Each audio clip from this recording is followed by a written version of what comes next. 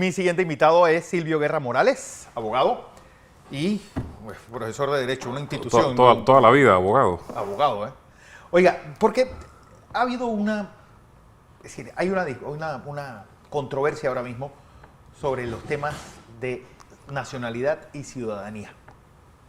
Sí, es algo que pareciera que todos los tenemos intrínsecamente, como los que somos nacionales tenemos los derechos, pero no es así. El tema no es una nueva discusión.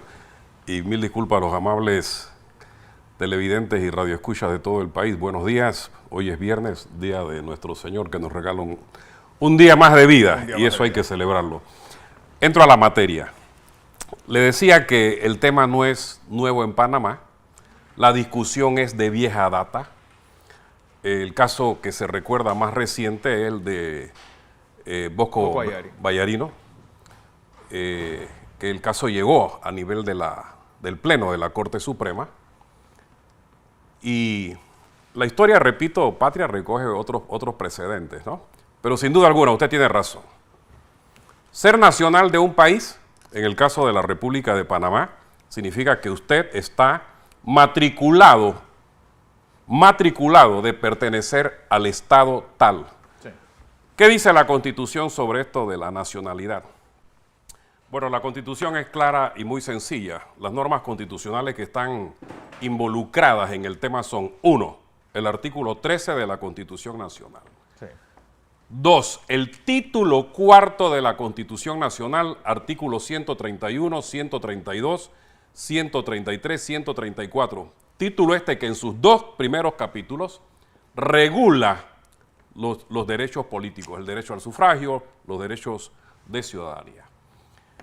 Habiendo hecho esta precisión, que la nacionalidad es la adscripción de ser natural, ya sea por adquisición de la nacionalidad del Estado o la adscripción porque usted nació.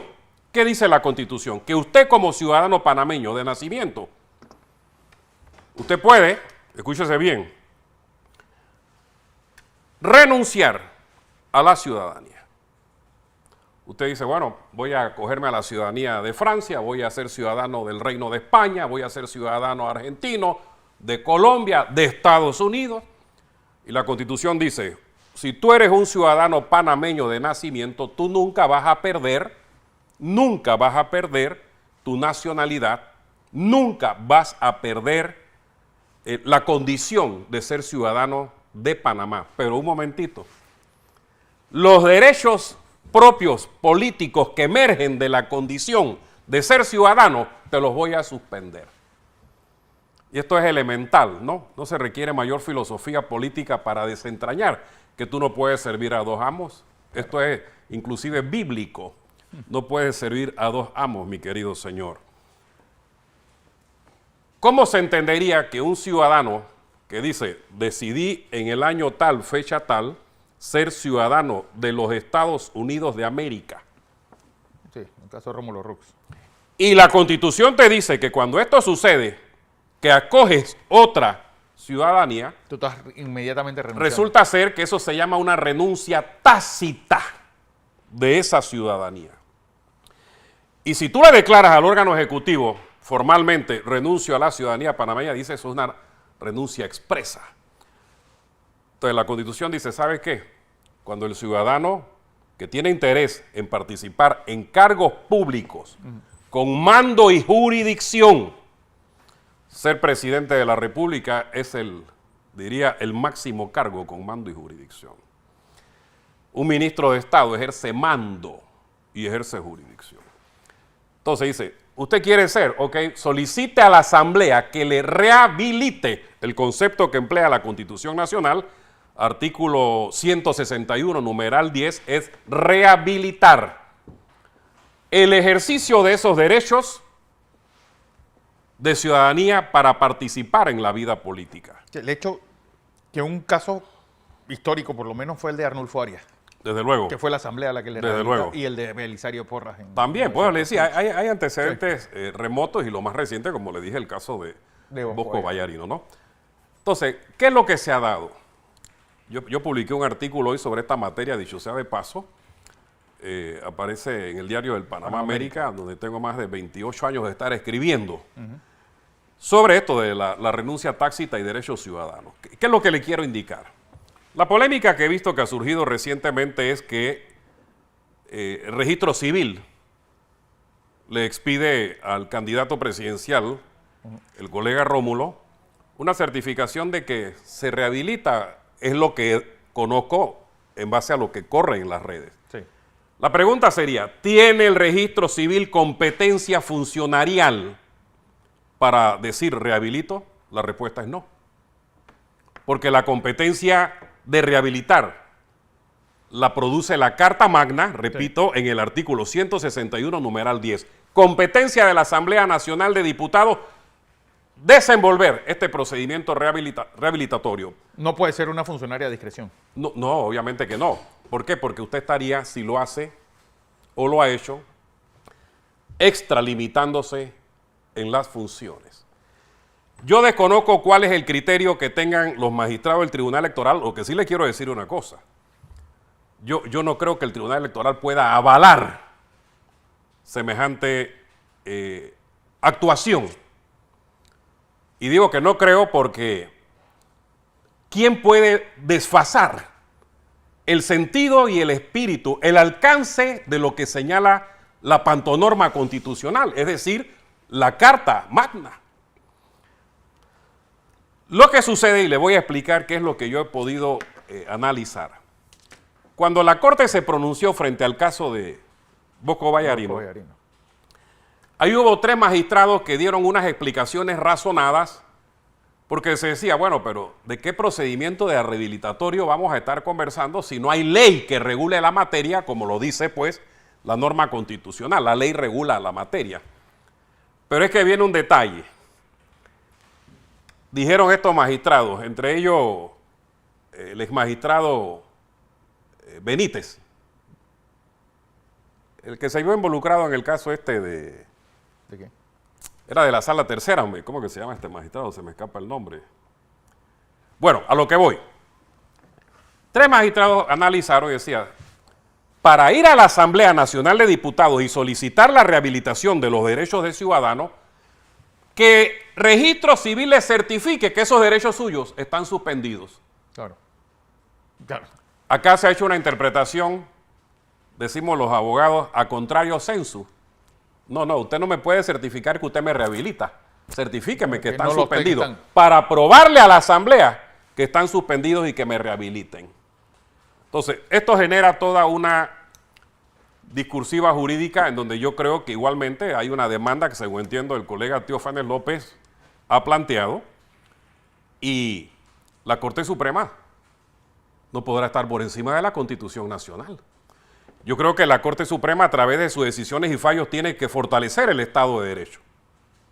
Creo que la Corte Suprema, a través de sus decisiones y fallos, uniforma el sentido y alcance también de las normas constitucionales.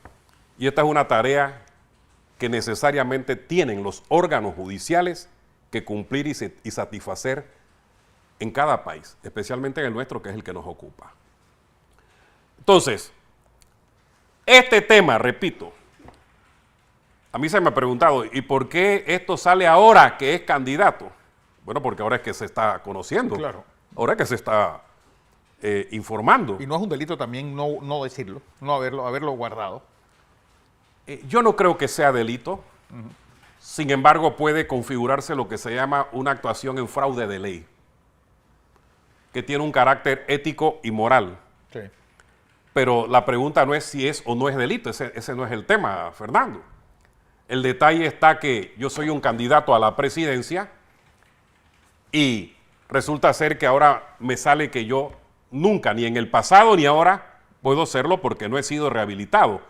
Y estoy hablando en base a que tengo entendido, la Asamblea le certificó a un abogado, a Rodrigo Zaraqueta, no hay ninguna solicitud de rehabilitación de los derechos de ciudadanos. El derecho a elegir y ser elegido es un derecho político que emerge de la condición de ciudadano. Entonces, el tema es harto delicado.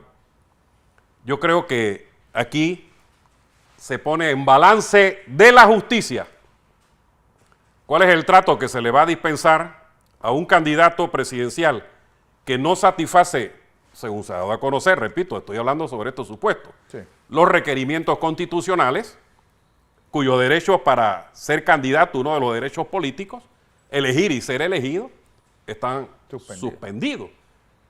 Pero por otra parte tienes que confrontarlo frente a otras actuaciones del órgano judicial que se perfilan respecto también a otro candidato.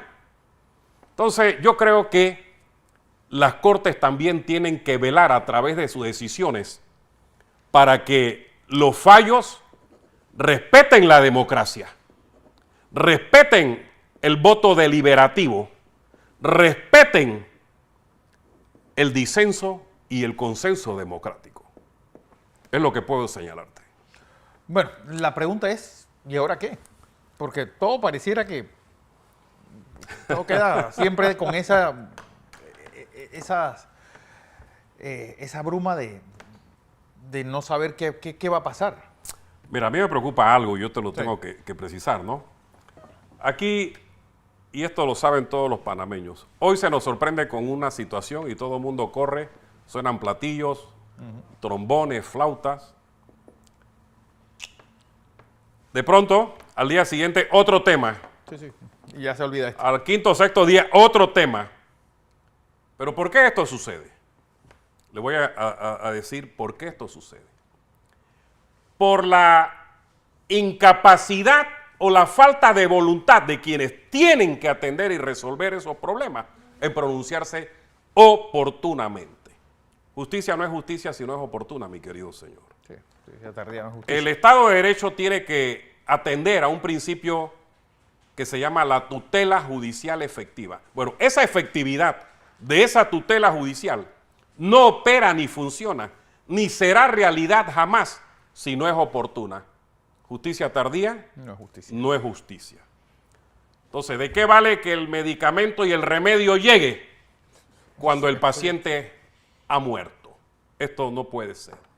Entonces, estamos cayendo desde hace años, lustros, décadas, en eso que Giambattista Vico, el célebre filósofo jurídico italiano, decía, el corsi et recorsi, el ir y venir, lo que yo me atrevería a calificar como el comportamiento pendular, no solo de la clase política, el comportamiento pendular también de la justicia, del Ministerio Público.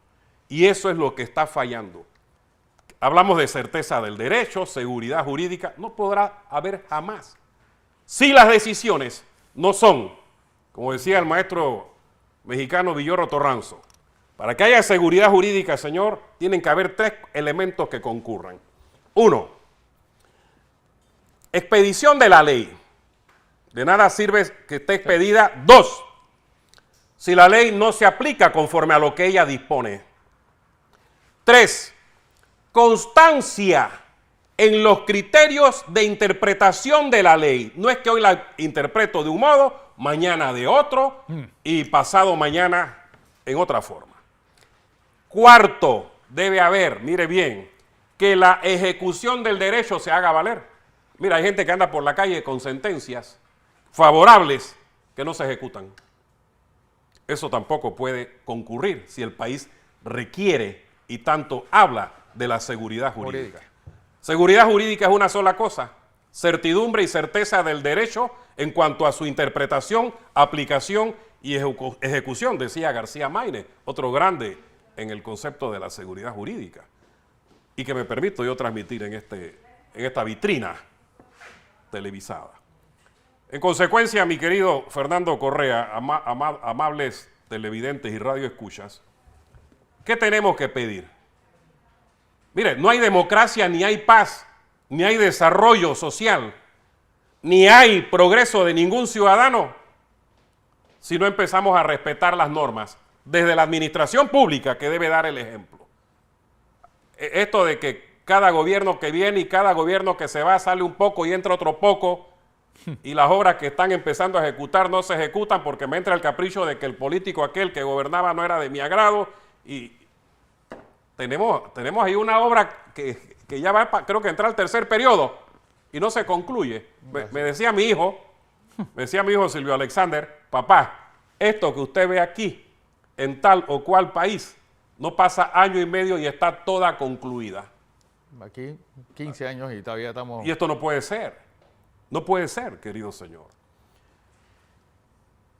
Y yo le decía a estos jovencitos que estaban esta mañana aquí, que vinieron a promover una plataforma de una asamblea religiosa, Sí. yo le digo, mire, si usted no es capaz de mantener sus criterios en su hoja de vida, y hoy dice una cosa y mañana otra, usted no va a ser capaz de darle la cara ni a la nación ni a su familia, porque usted es un contradictorio con sus propios postulados. Y eso es lo que pasa también con la clase política. La clase política dice hoy A, mañana B, mañana C, pasado mañana no me importa la A, ni la B, ni la C, y ahora digo esto. Entonces dice, no, es que los políticos son y son. Bueno, es que aquí hubo un ejemplo de un panameño que fue un sol en moral política y escribió un libro sobre principios de moral política, don Justo Arosemena. Entonces, no es que la clase política tiene que, porque soy político, dicen, tengo que ser demagogo, mentiroso. No, espérese, sea un caballero de la política.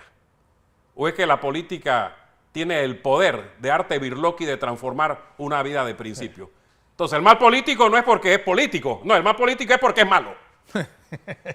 No se diga más.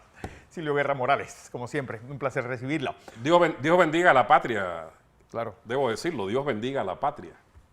Así es.